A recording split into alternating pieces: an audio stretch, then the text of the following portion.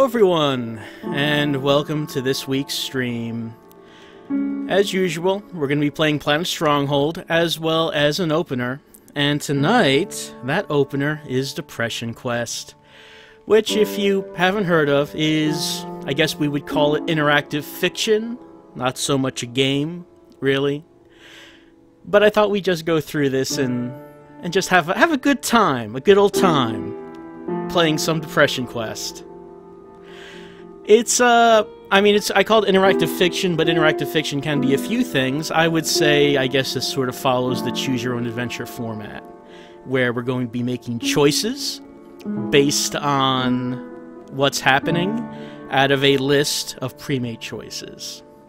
It's not something like Dinner Date, because Dinner Date is, well, I'd say this is probably a bit more successful at coming off as serious as Dinner Date. So let's get started. Now, there are some hyperlinks we can click on in the text. However, I'm not going to do that just to keep things flowing, try to keep things going on. So we'll just read the text, then go to the choices, and see what choices we have. The music you're hearing is not me playing anything. That is the music for Depression Quest. It does have its own soundtrack. Usually, when I play a visual novel, I'm not really just reading the text verbatim, but considering the nature of this, since it is interactive fiction and it is just all text, I'll just read it myself. In case you can't really read that text, it might be small on your screen. You might want to increase the size of the video on your screen, if that's the case, because, yeah, it's a little small. But let's get started, and see what it's like to have depression, living a mundane life, living your everyday job. Let's begin. It is early on a Monday morning. You're a mid-20s human being. You have a significant other named Alex, who you are rather fond of, that you've been seeing exclusively for the past few months. The rest of your social circle consists of a variety of friends and acquaintances, some of whom you've met at your day job, which is a little boring, but pays the rent. You'd like to be doing more with your life, as with your parents, but you're still in the process of figuring out what that means and how to go about it. You're also dealing with motivation issues that sometimes makes dealing with these things difficult. You feel like this is probably your fault, and on bad days can feel inwardly angry and down on yourself for being lazy, but you're not quite sure how to break out of it, or how other people deal with these feelings and seem so very functional. You spend a lot of nights fixating on thinking about this, but never seem to do anything about it other than lose sleep. Unfortunately, I'm not sure if there's any way of really zooming in on the text. I don't really have a tool that I can use for that, unfortunately. So it is a little difficult to read, I know. But you might want to increase the size of the contents of your browser if you're having difficulty seeing that. We'll go on to the next page.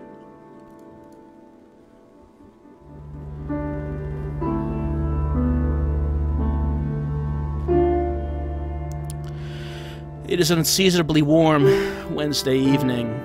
You've spent the past several hours at work. The past week or so, you've found your job motivation flagging more so than usual. You've been in a fog practically all day today, and simply going through the motions without realizing even what you've been doing half the time. And yet time seemed to be moving at half speed. You're so checked out that when your boss approaches you to tell you that it's dead and you can go home early, it barely registers. As you walk home, the streets hiss from the recent rainfall. You know that your significant other will be in classes until late, another couple hours at least. You briefly consider using this serendipitous solitude to catch up on that project you've been working on haphazardly for the past few months. As soon as you think about the work that awaits you at home, you can feel the panic creeping in from the back of your brain, unbidden. All you can think about is how incredibly far behind you are. The amount of work seems nothing less than insurmountable. By the time you arrive home and change out of your uncomfortable work clothes, the stress is weighing down on you like a heavy, wet wool blanket. Your computer seems to be staring you down from your desk. You want to sit down and work, but the mere thought of trying to work sends your stress levels flying. More than anything, you feel suddenly and absolutely exhausted, and I feel a strong desire to simply hide in bed. We have 4 choices. The first one is not even an option. Just the state we're in does not allow us to even consider it. So, which do we do? Let's match up the order of choices with the order of colors in Odd Me. So let's say number 2 is red, number 3 is blue, number 4 is green. We could try to sit down at our desk and try to work. We could turn on the TV, just try to get away from it. Or we could just go to sleep, thinking that there's really no point in doing any of this. Okay, so far it looks like green going into... Oh, blue has caught up.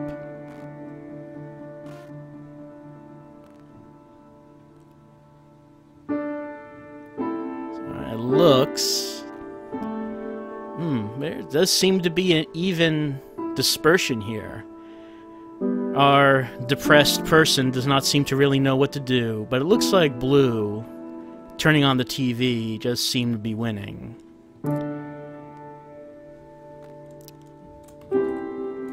I'm going to end the vote, and it looks like blue, yes, blue did win. Though it was very close, we weren't quite sure what to do. But maybe that's accurate. Maybe if we're in this depressed state and we know we're supposed to be working, maybe we wouldn't have a solid idea of what we should be doing. We wouldn't be confident about our decision to turn on the TV and ignore work. But let's do that anyway. Just a half an hour of TV, you tell yourself absently, grasping for the remote. You don't so much as sit down on the couch as sink into it. You turn on the TV and start going through your usual channel routine. After a few cycles of this, you realize that you're not really doing much more than thumb calisthenics and absently killing time. You check the clock and see over 20 minutes have already passed since you've sat down. As your self-imposed time limit creeps ever nearer, you become more and more anxious. You stand up and walk to the fridge, telling yourself, I'll just make a quick sandwich and get to work after that. Can't be productive on an empty stomach, right? As you eat, you start pacing around your apartment, heading past your bedroom in the process. You stop in the doorway, as if physically unable to cross the threshold. Familiar waves of exhaustion start racking you, and you feel simultaneously tired and panicked. You close your door and head back to the couch. It's still early yet, you tell yourself. As long as I get to work in an hour, I'll have plenty of time to be productive. As you flip channels and let the CSI and Jeopardy reruns wash over you, you sink deeper into the couch, feeling at once encroached upon and shielded by, quite literally swallowed up by it. As the second hour draws nearer, sure enough, you find yourself getting anxious and jittery. You repeat the fridge-paced couch process a couple more times before you look at the clock and realize that several hours have passed. Not surprisingly, you've managed to get no work done. You crawl into bed, acutely aware of the fact that you have work in the morning and that any opportunity you had to catch up on your own creative endeavors today was squandered. You're feeling so disgusted with yourself that when Alex calls to talk to you on her way home from class, you simply say that you had a really rough day at work and you're trying to rest up before your shift tomorrow. She says she understands and wishes you a good night. You can't help that she sounds slightly disappointed. Ironically, the stress of potential upsetting your partner compounds with the stress of not having gotten anything done this evening and the stress of having to go into work tomorrow. The buzzing of anxiety in your brain melts together with your body's utter physical exhaustion, and you sink into a semi-hypnagogic, anxious funk too tired to try and work, but too anxious to fall asleep for several hours. Well, as we could guess that was going to happen, we got no work done at all tonight. I mean, you're going to watch the TV for half an hour because it doesn't really matter if you wait a half an hour, but that half an hour turns into several half an hours. And then nothing got done. The night's over. Time to go to bed and go to work and do it all over again. It's a mild Friday afternoon. Alex calls you from one of her classes to tell you that there is going to be a really awesome birthday party tonight at her apartment that one of her roommates is throwing. You've hung out with this roommate a few times with Alex, and you get along well, but aren't particularly close. You don't have work in the morning and have nothing else in particular to do tonight. You are feeling kind of run down, but you've been fatigued most of the time lately. You mentioned that you're feeling ill because you're not sure how else to explain those feelings to someone else, and say that you are unsure that you can make it tonight. There's a second of silence over your phone, but you can swear that you hear the sound of your partner's face fall. She tries to convince you anyway. You haven't seen her this week, and she sounds pretty insistent that you come over. She even drops a few suggestively worded hints that you can stay over with them tonight after the party. What do you do? We have three choices. Let's say 2 is red, 3 is blue. Do we agree to go, or say that we're just not feeling very well and can't make it? Shaking off our funk, going to have a good time with our girlfriend, just not an option. And yes, it would be awesome if it turned out that it was the mode event, but I doubt that's gonna happen. I doubt the party will be that good. Okay, it looks like red is winning. We're gonna go to that party. We're gonna agree to go, and we're gonna have a good time.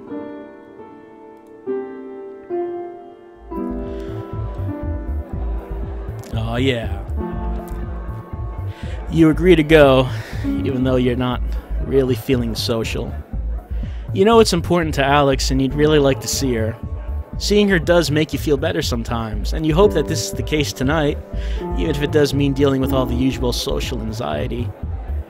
The time to leave rolls around and you grab your overnight bag. Alex's apartment is a short walk away, and there are already people hanging out on the porch. You feel your chest tighten as you approach the building and try to steel your nerves. You quickly find your partner chatting away with the birthday girl, and Alex immediately lightens up when she sees you. "I'm so happy you came. I wasn't sure if you were going to make it." A young man taps her on the shoulder, and she turns back to you to apologize and lets you know that they have to do something for the party. Alex hands you a beer and plants a kiss on your cheek before going off to deal with whatever came up. As you look around, you don't see anyone else you recognize. 4 choices this time. 2 is red, 3 is blue, 4 is green, 5 is leave. Do we just stand in the same spot because we don't know what we should be doing? Do we put our bag in Alex's room and avoid the crowd? You know, just wait to see if Alex comes by, but we're not really interested in mingling? Do we cling to the back wall, be the wallflower, drinking a beer, paying a lot of attention to our drink, ignoring everyone else? Or we just get completely smashed? Because maybe we'll open up and become more social if we're drunk. Okay, I think we're seeing what's happening here.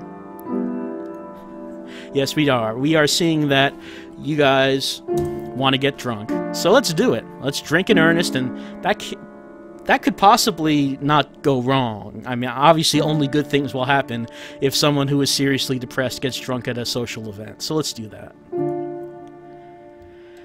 After Alex walks away, you're not quite sure what to do with yourself. Scanning the party for familiar faces yields nothing, and you're not sure where your girlfriend or the birthday girl got off to. You look at the beer in your hand. You know you care a lot less about everything in general when tipsy, but you know you should avoid getting drunk and possible emotional.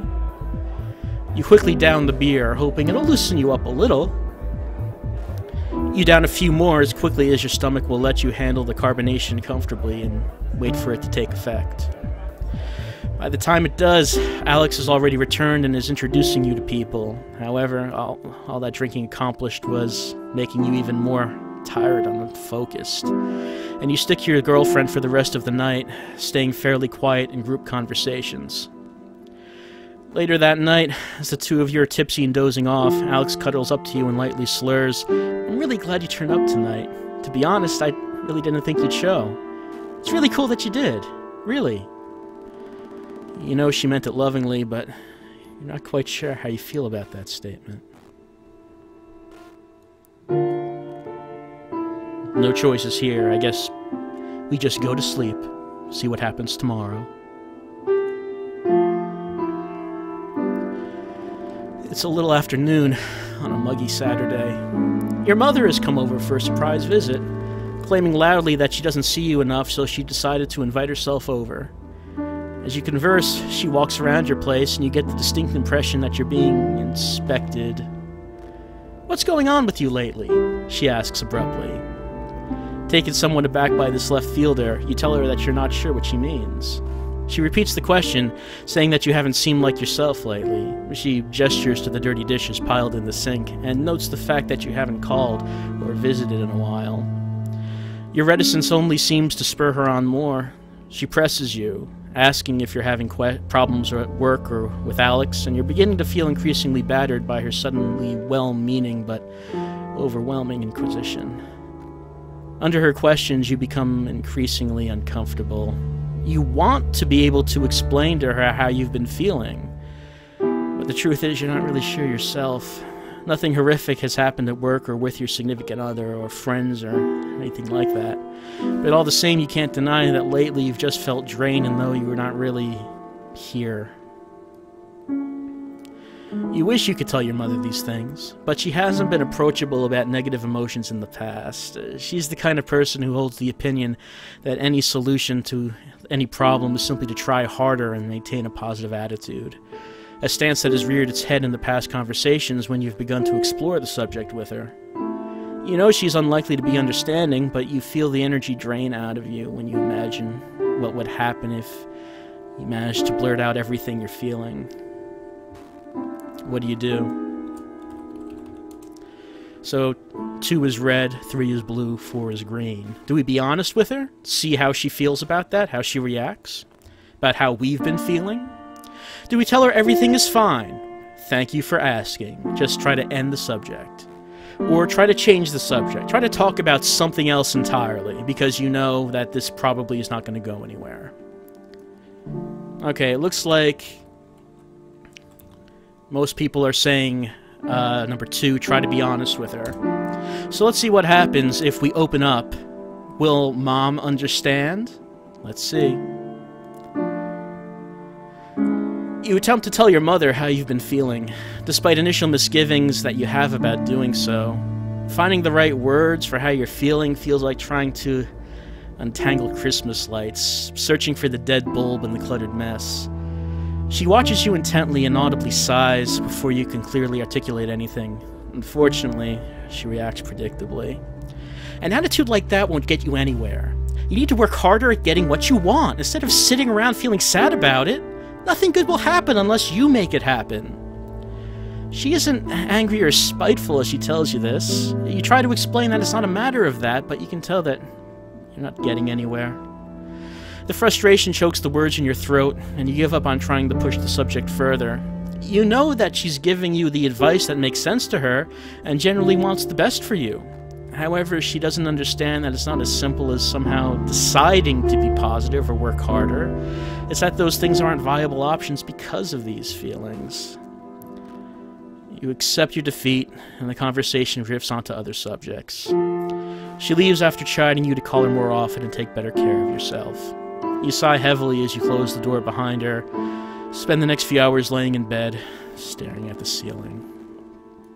So, that probably could have gone better.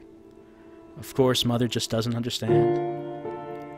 She thinks it's just a matter of trying harder, of having a more positive outlook. But what can we say if that's what her mindset is? Let's continue on. It's a lazy Sunday morning. You're idly clicking around online as your phone rings. Sam, a co-worker of yours that you're friendly with, asks how you are and makes hurried small talk with you. You typically only ever talk to him on the phone when one of you needs a shift covered, so it's slightly awkward. You're waiting in anticipation for him to ask you to come in on short notice, when he veers the conversation in a completely different direction. "How do you feel about cats?" he asks. "Mine had kittens a few weeks ago, and I'm having an awfully hard time finding a home for the last one of the litter. You don't have any pets, right?" It takes you a moment to process this new information, and you're caught off guard as he begins to earnestly try to sell you on the idea of taking the last kitten off his hands. It's not something that you had specifically considered before, and he seems fairly insistent. She's a real sweetheart, really loves people. She's got her shots already taken care of, and the vet says she's healthy as a horse. I can bring her over by your place tonight if you're interested. You look around your apartment and try to picture a cat in it as he continues to tell you about how cute she is. You tell him this is all kind of a sudden, and you don't have anything for the kittens set up here. "No, don't worry about that. I can bring over a litter box and food and all that, since you'd be really helping me out of a fix. It's the least I could do. I just don't want to have to put her in a shelter."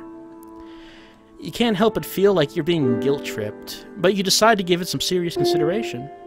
It does get awfully lonely around your apartment, and it might feel less empty with a cat around. However, since you've been feeling so down, it might not be a good idea to take on the responsibility of a cat, even if they are fairly low maintenance. What do you do? I think I can guess what we're going to do, but I'm going to do this anyway. Red is cat, blue is decline, and green is decline. So I'm expecting it. Red is climbing. That's what I thought would happen. Okay, I think we're going to, a few people, however, feeling we should not take the cat. But we're going to end the vote and take the damn cat. Alright, there's the cat. You accept the offer of the kitten, and hang up shortly after making arrangements for when your coworker can drop her off tonight. After hanging up, you worry about if you suddenly take on a responsibility that you can't handle, and hope that you don't make a small animal suffer for it. You're not entirely sure what to expect, and spend the rest of the afternoon researching cat care online and trying to think of a name. The evening rolls around and you hear a knock at your door, startling you out of reading Wikipedia entirely too hard. You take possession of a small, terrified black and white kitten in a carrier, along with everything you need to start taking care of her. You take her into your bedroom, close the door, and open the door to the carrier excitedly. She cowers in the back of it, and you back off. Feeling slightly defeated, you remember what you researched on introducing a kitten to a new home, and leave her alone to go mess around on your computer, hopefully checking over your shoulder every so often to see if she's come out yet. She hides inside her carrier periodically, making sorrowful cat howls long enough for you to start worrying that she already doesn't like you. But by the time you go to bed, she's curled up at the foot of it, eyeing you nervously before falling asleep. Over the next few days, you gain her trust, and she begins affectionately following you around, sleeping on you, and hopping up on you anytime you sit down to do some work. Alright, no choices here. We're just going on next, but it does seem like taking the cat was a good thing. It seems like that we did. I think that was positive for our mood, and the cat does seem to like us. So maybe this was a good thing to do. It's late Friday afternoon, and quitting time is just around the corner. A bright, clear day is giving way to a still, temperate evening. You can hear your coworkers all around you, anxiously making plans for their evenings and weekends, but you're really looking forward to just going home and resting after what's turned out to be a very long and taxing work week. Just before the end of the shift, you get a call from Alex. It seems a group of mutual friends are heading out to a nearby pub for dinner and drinks to celebrate the end of the week, and they want to know if you'd like to come along. You tentatively tell her that you're emotionally exhausted from the work week, and a social outing like that would just take too much out of you today.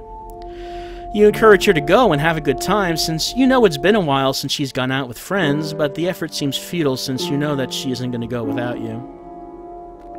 A couple hours later, the two of you find yourself in a familiar position, on the couch, watching comedy shows on Netflix, a box of pizza open on the coffee table in front of you. As you look across the couch at her, you start to feel anxious. You feel bad about effectively forcing the two of you to stay in tonight. Again. While you're always appreciative of your partner's efforts to take your feelings into account and make sure you're socially comfortable, you sincerely worry that you're holding her back from enjoying a more fulfilling relationship. While she does seem to enjoy spending time with you, as the two of you sit in comfortable, almost contented silence watching old shows you've seen 2 or 3 times before, your ever-increasing fear that your relationship is becoming one-sided weighs more and more heavily on you. You feel more than ever like a burden or a ward to her, and it's virtually impossible for you to see what value you could possibly offer to her in return. Worst of all, this nagging fear has made you feel more self-conscious than ever, withdrawing ever inwards, and you've started to pull away even from Alex herself. What do you do? Most of the choices are unavailable. 3 is red, 4 is blue.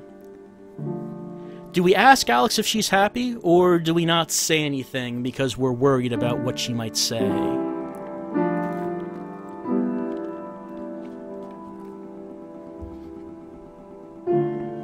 Well, that's a bit more even than I thought, but red is winning.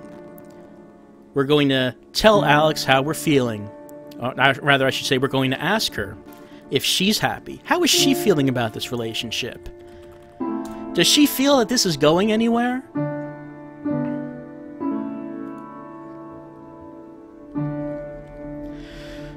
You look over at Alex, who hasn't noticed you watching her yet, and you try to parse the expression on her face. You worry that it's one of sheer boredom and bare tolerance.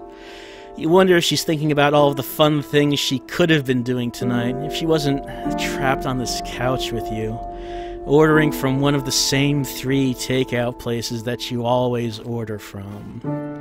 A sense of disappointing her creeps over you as you picture what the night could have been if you had just accepted the invitation that she had made earlier.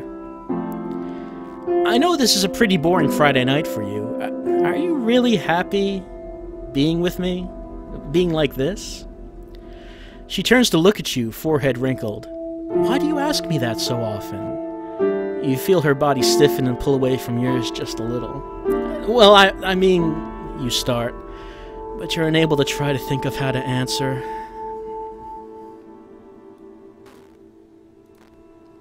Yeah, it left out some information. It didn't tell us that we ask her that often. It didn't imply that. 3 is red, 4 is blue, 5 is green. No, we cannot eat the cat.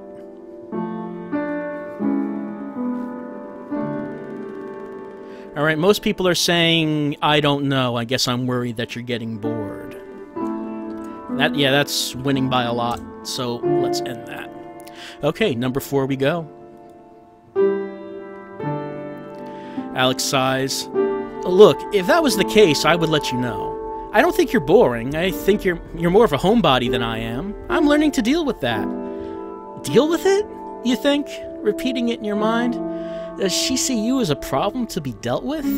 You try to pick her reply apart in your mind, and all of your conclusions lead to your previous worry that you're holding her back.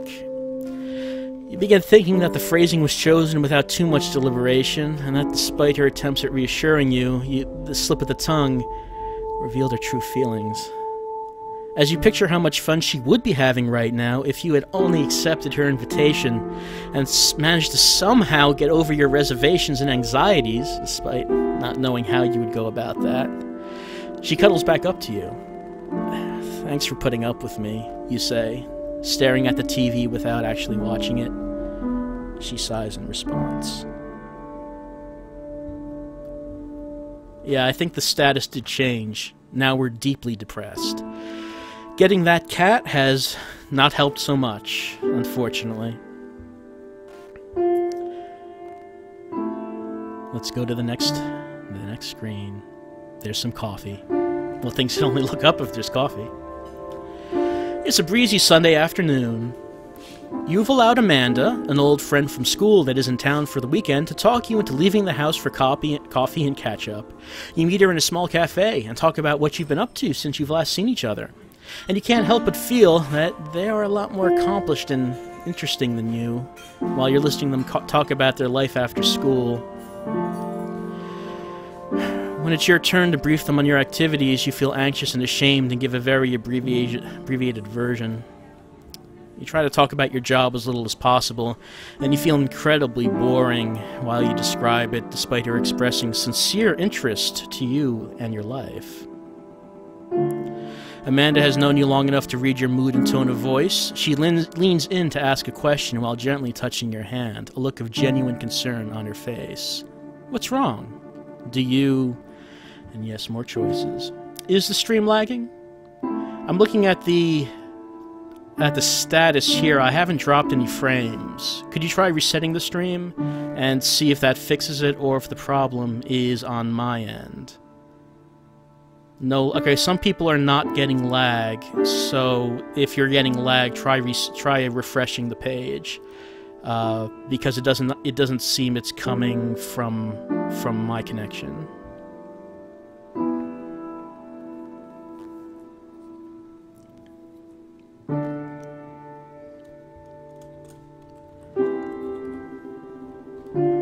That sometimes can happen with any streaming site. Twitch is pretty good, but it can happen here as well. Let's take a vote. So 3 is red, 4 is blue, 5 is green. We can insist that nothing's wrong and change the subject, or we can defensively ask what she means by that, or notice that your hands are shaking. It seems that everyone wants to notice that our hands are shaking.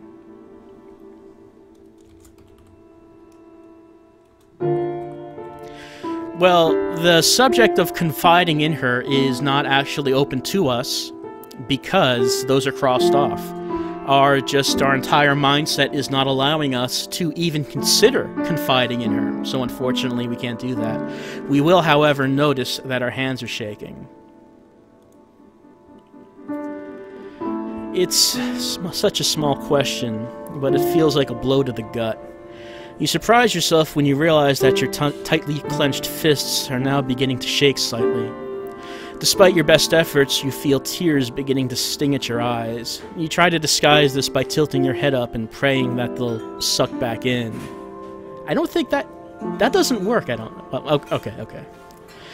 She suggests that you two get out of there, and you feel mortified. She offers to go back to your apartment with you, but the two of you end up talking in her car for 2 hours as the words just pour forth from you. Amanda seems unsure of what to say at times, but she listens and rubs your back as you sob and talk. She asks if you've gone to a doctor about this, and you admit that you haven't. She mentions that her mother is seeing a very good therapist in town and offers to ask her about it. You're not thrilled about the idea of going to a therapist, and even less thrilled that Amanda might be telling someone about your problems. But she persists and tells you that she'll email you the doctor's contact information later in the week. Alright, so that seems like something that was positive. We actually were able to open up to someone, and maybe we just might be able to see a therapist and maybe try to get something done with our crippling depression that just prevents us from doing much of anything at all. I think actually I'm going to pause the stream right here. I'm trying to put these videos, I think, in half-hour segments to make them more manageable. So I'm just going to pause the stream right here and start it up in a couple of minutes. So it's just going to stop for a moment right here.